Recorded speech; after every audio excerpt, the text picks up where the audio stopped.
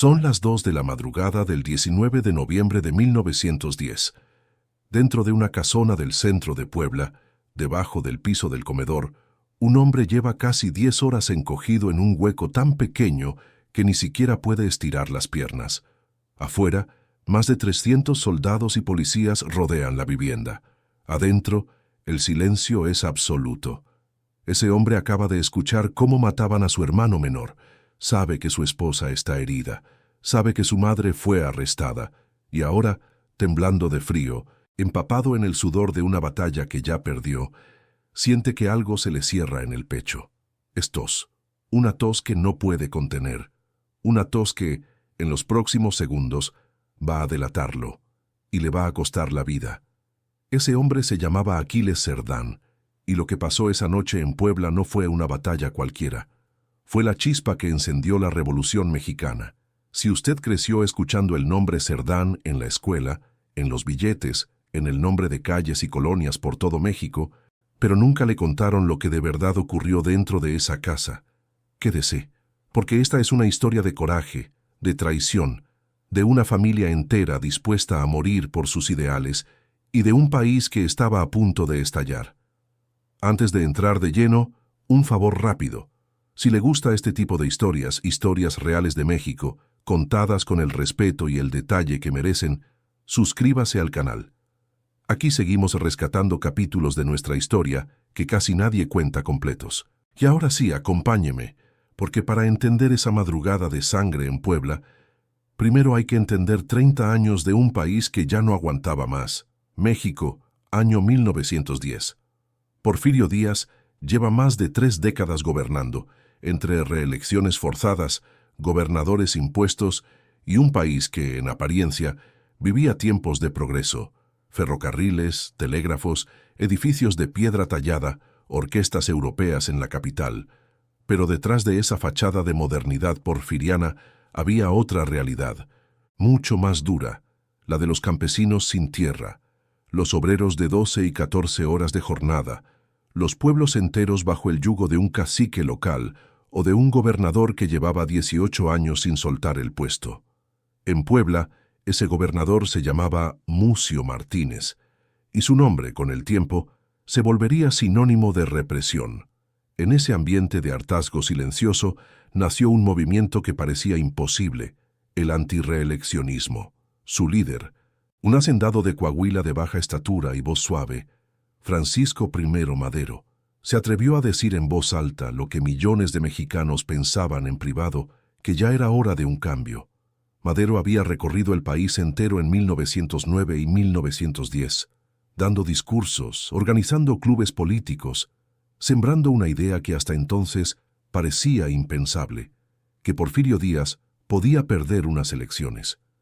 El propio Díaz, en una entrevista concedida años antes a un periodista extranjero, había asegurado que México ya estaba listo para la democracia y que él mismo vería con buenos ojos la aparición de partidos de oposición.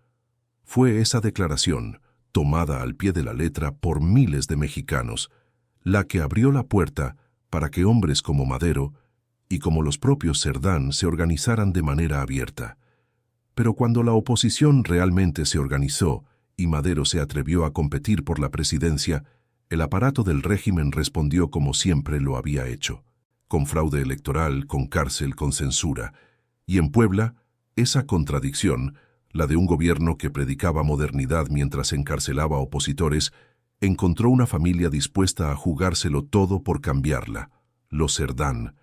Para entender por qué los Cerdán terminaron con las armas en la mano, un 18 de noviembre, hay que retroceder medio siglo, hasta un abuelo que ya había muerto fusilado por defender sus ideas. Aquiles Cerdán Alatriste nació en la ciudad de Puebla el 1 de noviembre de 1876.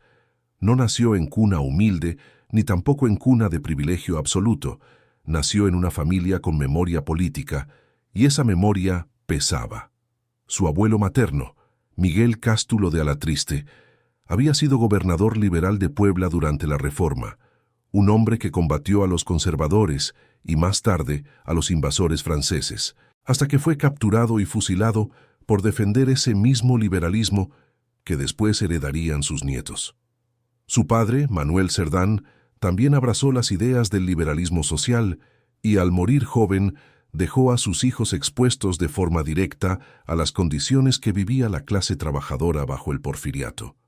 Aquiles creció entonces entre dos fuerzas, el ejemplo de un abuelo mártir y la realidad cotidiana de una ciudad, Puebla, donde los talleres textiles trabajaban a marchas forzadas, mientras un puñado de familias controlaba la política local desde hacía casi 2 décadas. De joven se dedicó al comercio, un oficio tranquilo, alejado en apariencia de cualquier riesgo. Pero la política en la sangre de esa familia no era una opción, era una herencia. Con él crecieron sus hermanos, Máximo, el más impulsivo, Carmen, la más aguda y decidida, y Natalia, la mayor, la que sostenía a la familia con mano firme cuando todo lo demás amenazaba con derrumbarse. La muerte temprana del padre había obligado a esta familia a madurar antes de tiempo. Natalia, con determinación poco común para una mujer de su época, se hizo cargo de sostener económicamente a sus hermanos menores, y esa costumbre de sacrificarse los unos por los otros se quedaría grabada en la manera en que, años después, esta misma familia enfrentaría junta el peor momento de sus vidas. En las noches, se cuenta, la conversación en la mesa de esa casa giraba menos alrededor del comercio y más alrededor de la política, de las injusticias que veían a diario en los talleres y en las calles de Puebla. 4 hermanos que, sin saberlo todavía, estaban a punto de convertirse en los primeros nombres que la historia grabaría con letras de oro en la Revolución Mexicana. Pero antes de llegar a las armas, Aquiles primero probó el camino de la palabra, y ese camino, en el México de Porfirio Díaz, también podía costarle la libertad. En 1909, un año antes de la balacera que cambiaría todo, Aquiles Cerdán ya había puesto su nombre en la mira del gobierno de Puebla, y lo había hecho con algo tan sencillo como un club de lectura y un periódico impreso a mano. Ese año Aquiles y un grupo de liberales poblanos fundaron el club político Luz y Progreso. No era una organización armada ni clandestina en sus inicios, era, sobre el papel, un espacio de discusión política, integrado sobre todo por obreros y trabajadores de la industria textil de Puebla, gente común, cansada de ver siempre los mismos apellidos en el poder. Ahí, Aquiles encontró algo que pocos políticos de su tiempo entendían, que la fuerza real de un movimiento no está en los discursos elegantes, sino en la gente de a pie que decide organizarse.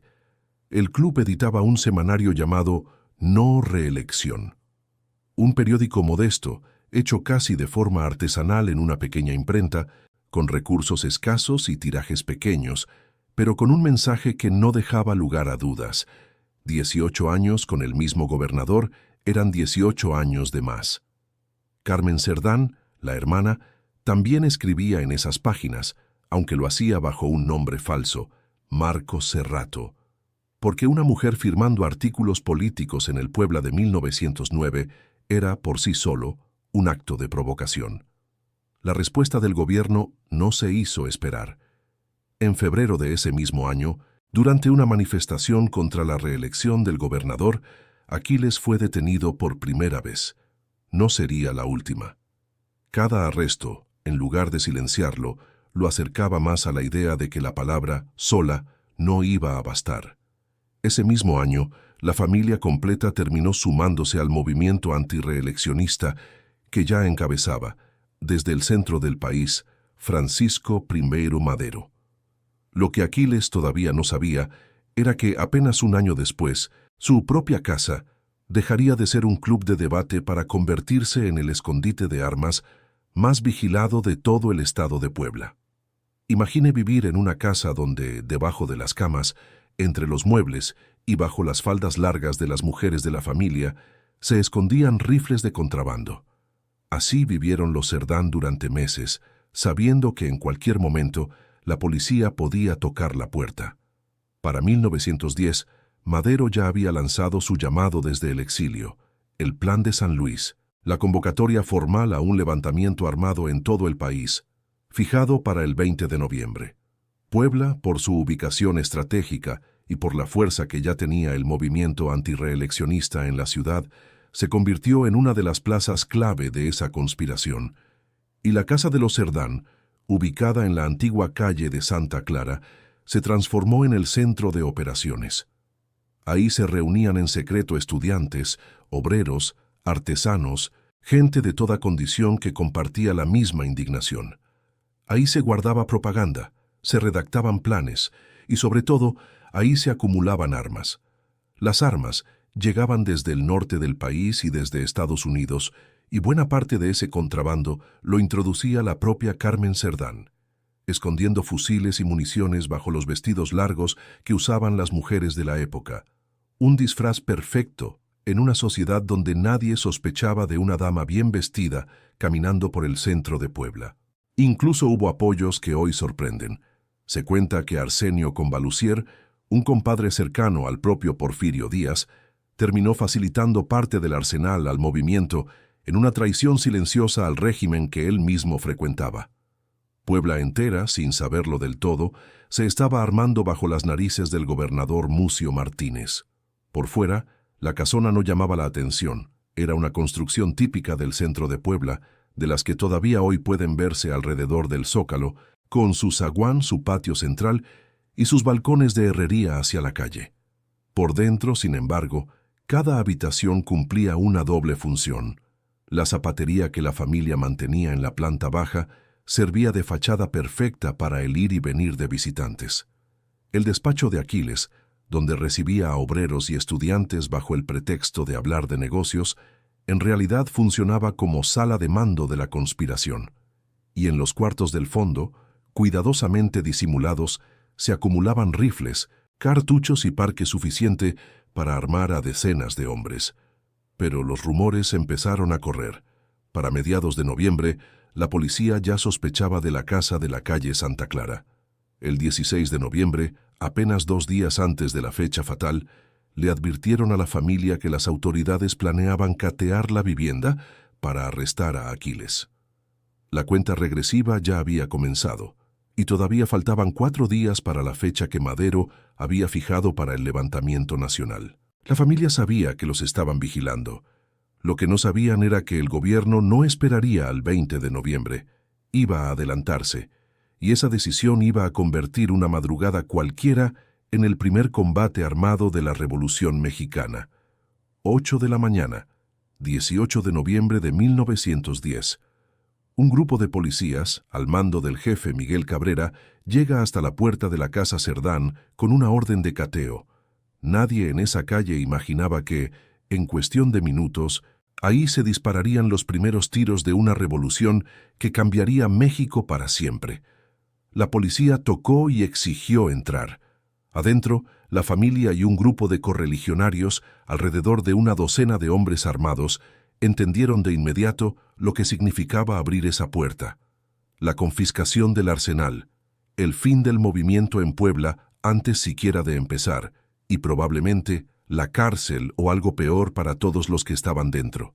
Aquiles, Máximo, Carmen y Natalia tomaron una decisión que muy pocas familias en la historia de este país han tenido que tomar: resistir con las armas en la mano, sabiendo que del otro lado no había 30 policías, sino, en cuestión de horas, todo el aparato militar que el gobernador pudiera reunir.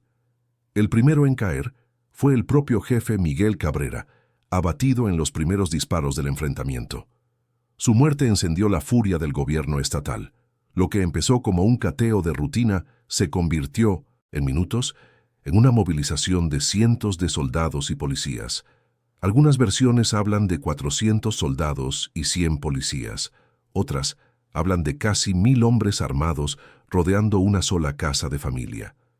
Puebla entera debió escuchar esos disparos. Dentro de la vivienda, la resistencia fue una imagen que ningún historiador se cansa de repetir. Carmen Cerdán empuñando un rifle, arengando a los combatientes, negándose a rendirse mientras las balas atravesaban puertas y ventanas. Máximo, el hermano menor, cayó durante el tiroteo, uno de los primeros en morir esa tarde. Filomena del Valle, esposa de Aquiles, resultó herida.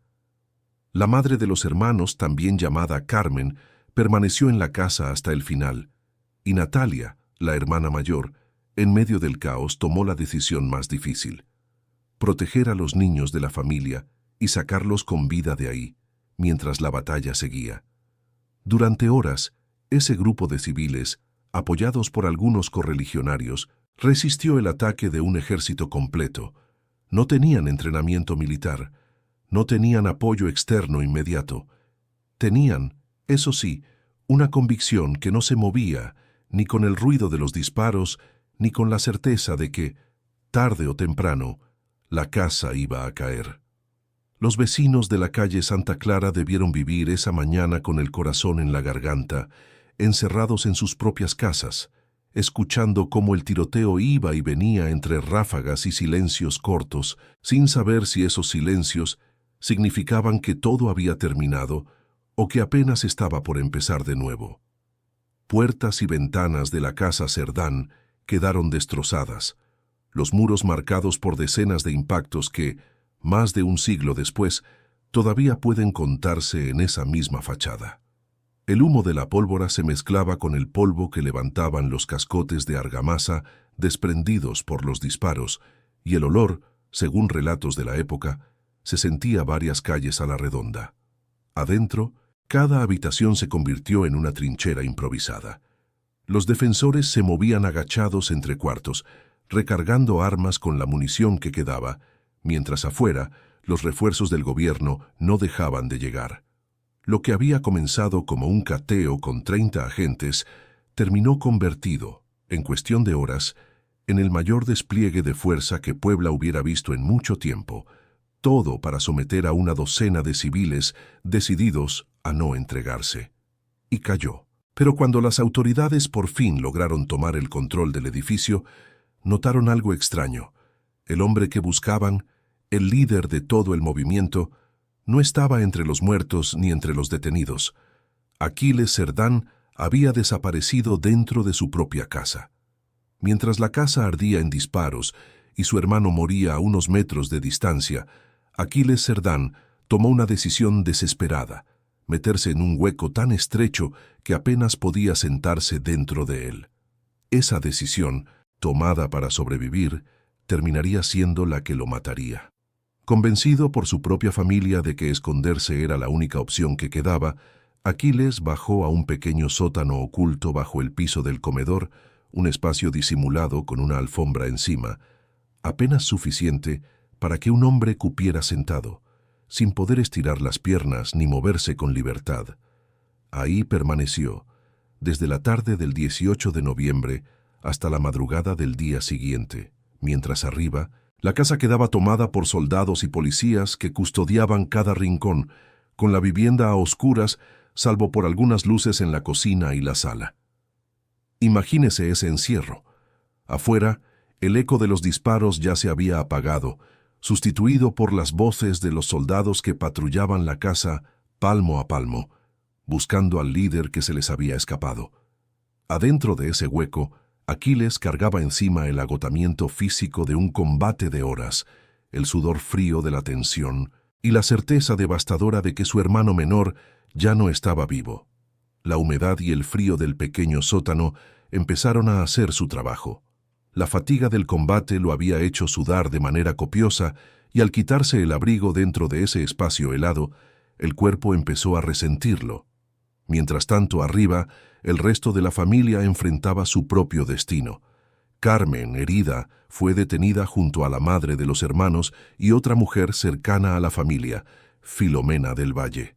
Natalia, en cambio, logró escapar de la casa protegiendo a los niños, y en las horas siguientes empezaría a mover cielo y tierra, contratando abogados, para intentar salvar lo que quedaba de su familia. Pasaron las horas. Cerca de las 10 de la noche, los soldados que custodiaban la casa escucharon ruidos sospechosos y, temiendo un nuevo ataque, pidieron refuerzos.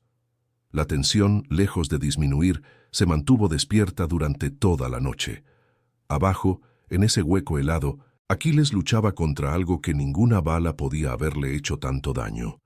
Su propio cuerpo, agotado, mojado de sudor frío, empezando a desarrollar lo que después se describiría como una pulmonía fulminante. Piense en la oscuridad total de ese sótano, en el crujido de las botas militares justo encima de su cabeza, en las voces amortiguadas de los soldados hablando de él sin saber que lo tenían a centímetros de distancia. Cada paso sobre esa alfombra debió sonar como un trueno. Cada minuto que pasaba era al mismo tiempo una victoria y una tortura, porque sobrevivir esa noche significaba seguir soportando el frío, la humedad, el hambre y sobre todo el peso insoportable de saber que su hermano ya no estaba vivo y que no había podido hacer nada para evitarlo. Alrededor de las 2 de la madrugada, después de casi 10 horas de encierro absoluto, algo dentro del pecho de Aquiles Cerdán empezó a fallarle. Y ese fallo, tan humano, tan involuntario, iba a resultar más letal que cualquier disparo que hubiera esquivado esa tarde. No fue una traición, no fue un error táctico, no fue una bala perdida. Lo que delató a Aquiles Cerdán, el hombre que sobrevivió a un ejército completo escondido bajo su propio comedor, fue algo tan simple y tan humano como un ataque de tos. Según el relato que coincide tanto en la versión familiar como en el informe forense de la época, Aquiles ya no pudo resistir la falta de aire dentro de ese hueco helado. Empezó a toser. Los soldados que montaban guardia en el comedor, justo encima del pequeño sótano cubierto con una alfombra, escucharon el ruido. Uno de los oficiales se acercó, levantó la tapa oculta bajo el piso y encontró ahí, agazapado, exhausto, enfermo, al hombre que llevaban buscando desde la mañana anterior. Algunas versiones cuentan que Aquiles, ya sin fuerzas y sin poder respirar dentro de ese agujero, decidió salir por su propia cuenta y sentarse en el comedor, buscando un poco de aire, cuando sufrió un nuevo ataque de tos que lo delató por completo. Otras versiones sostienen que fue directamente el oficial quien lo descubrió al levantar la alfombra. Lo que ningún relato pone en duda es lo que pasó después. Recibió un disparo a quemarropa, un tiro que le entró por la parte alta del cráneo y salió por el cuello, o según otras fuentes, por la frente. Murió prácticamente en el acto, ahí mismo, en el comedor de la casa donde había crecido. El gobernador de Puebla, lejos de ocultar la muerte, ordenó exhibir los cuerpos de Aquiles y de su hermano Máximo en el Palacio Municipal, frente a la plaza principal de la ciudad, como advertencia pública para cualquiera que estuviera pensando en unirse al llamado de Madero. Fue un mensaje brutal, calculado para sembrar miedo, pero el efecto fue exactamente el contrario al que el gobierno esperaba. Puebla ya sabía lo que había pasado en esa casa. La noticia corrió de boca en boca, de pueblo en pueblo, y en lugar de apagar el fuego revolucionario lo avivó. Apenas 2 días después, el 20 de noviembre, como estaba previsto desde un inicio, la Revolución Mexicana estalló en todo el país. Los Cerdán no llegaron a ver ese día, pero sin saberlo, ya se habían convertido en los primeros mártires de esa lucha. La historia, sin embargo, no terminó con la muerte de Aquiles. Faltaba todavía el destino de las mujeres de esa familia y el de una casa que, con el tiempo, se convertiría en uno de los lugares más visitados de todo Puebla.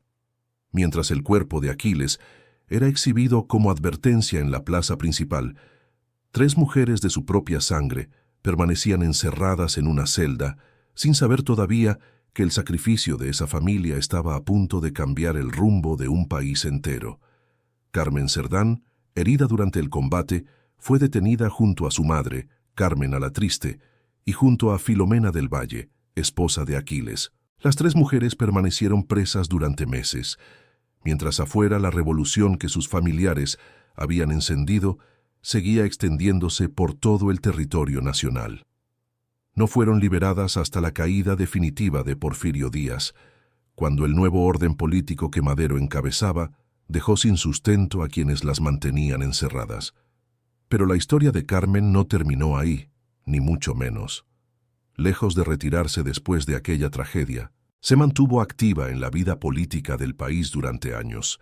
En 1913, tras el golpe de Estado de Victoriano Huerta contra Madero, Carmen formó parte de la Junta Revolucionaria de Puebla. Un año después, Se sumó al movimiento encabezado por Venustiano Carranza, trabajando como enfermera en hospitales militares y ayudando a organizar a otras mujeres en esa misma labor.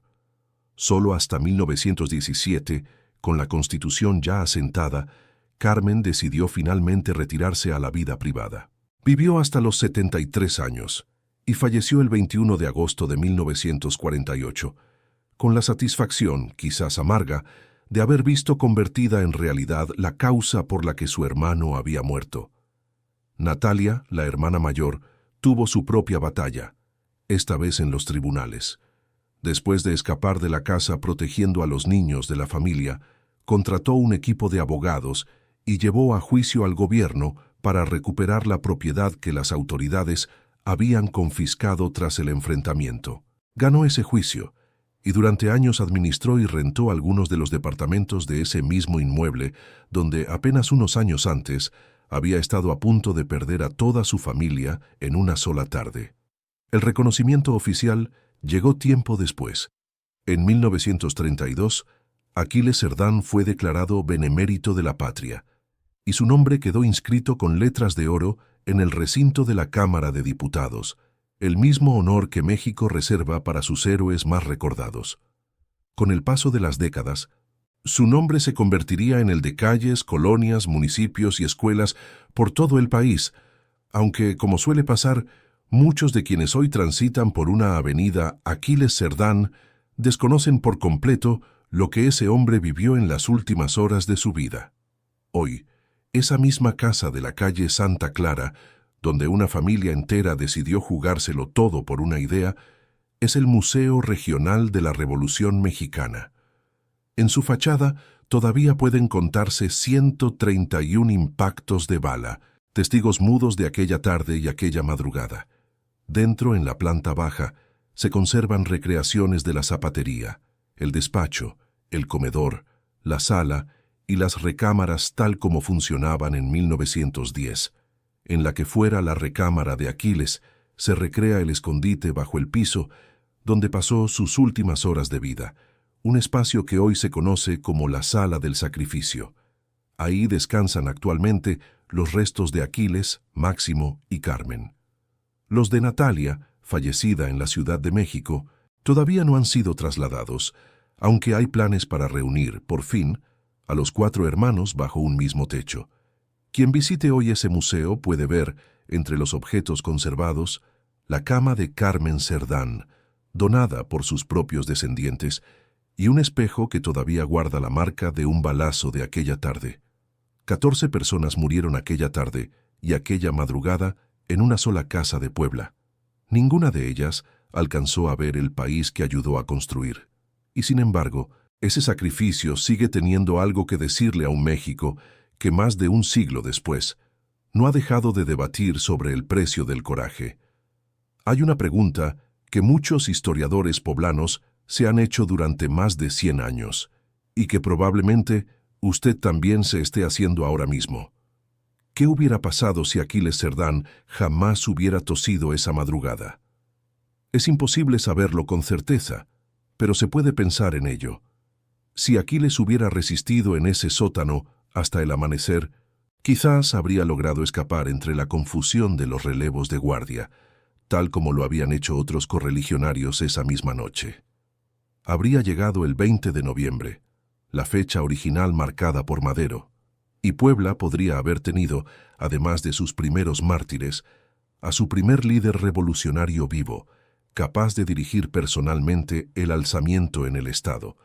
La historia, sin embargo, no se escribe con condicionales, se escribe con lo que realmente ocurrió, y lo que realmente ocurrió fue que esa tos, ese acto reflejo absolutamente humano e imposible de controlar, terminó pesando más que meses enteros de planeación clandestina. Y sin embargo, hay algo casi poético en esa manera de morir.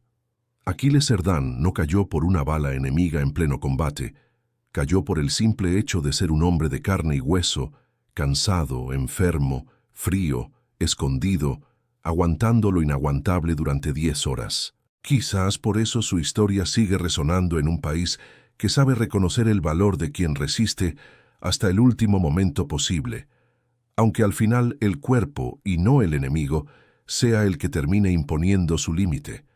Al final, lo que separó a los Cerdán de ser recordados como una familia más, o de ser recordados como los primeros mártires de la Revolución Mexicana, no fue la victoria en esa casa. Fue la manera en que decidieron enfrentar la derrota. Si usted ha llegado hasta aquí, quiero que se detenga un momento a pensar en algo. Aquiles Cerdán no era un militar, no era un político de carrera, ni un hombre de fortuna, ni alguien acostumbrado a empuñar un arma. Era un comerciante de Puebla que un día decidió que la dignidad de su pueblo valía más que su propia seguridad. Y esa misma decisión la tomaron sus hermanos, sus cuñadas, su madre, gente común, de familia común, que un día se encontró defendiendo con las armas en la mano lo que muchos de nosotros solo defendemos hoy con palabras. Puede que usted, como yo, haya crecido escuchando el nombre de los Cerdán sin conocer del todo lo que hay detrás. Pudimos pasar por una calle con su apellido cientos de veces sin saber que ahí, en ese hueco bajo un comedor, un hombre pagó con su vida el derecho de este país a decidir su propio destino. Esa es la historia que casi nadie termina de contar. Y esa es la historia que hoy quisimos traerle completa, con el respeto que merece. México se construyó con hombres y mujeres así, gente que no salía en los periódicos hasta que ya era demasiado tarde, gente que entendía que ciertas cosas, la dignidad, la libertad, el futuro de los hijos, no se negocian. Si esta historia le hizo sentir algo, si le recordó por qué este país, con todo y sus problemas, sigue valiendo la pena defenderlo, hágamelo saber en los comentarios. Y no se vaya sin suscribirse, porque aquí seguimos rescatando, capítulo a capítulo, la memoria de los mexicanos que hicieron posible el país que hoy tenemos. Cuentan los viejos relatos que, en medio de aquel tiroteo, uno de los defensores de la casa alcanzó a gritarle a los vecinos que se asomaban por las ventanas una frase que resume, mejor que cualquier libro de historia, lo que estaba en juego esa tarde en Puebla. La libertad vale más que la vida.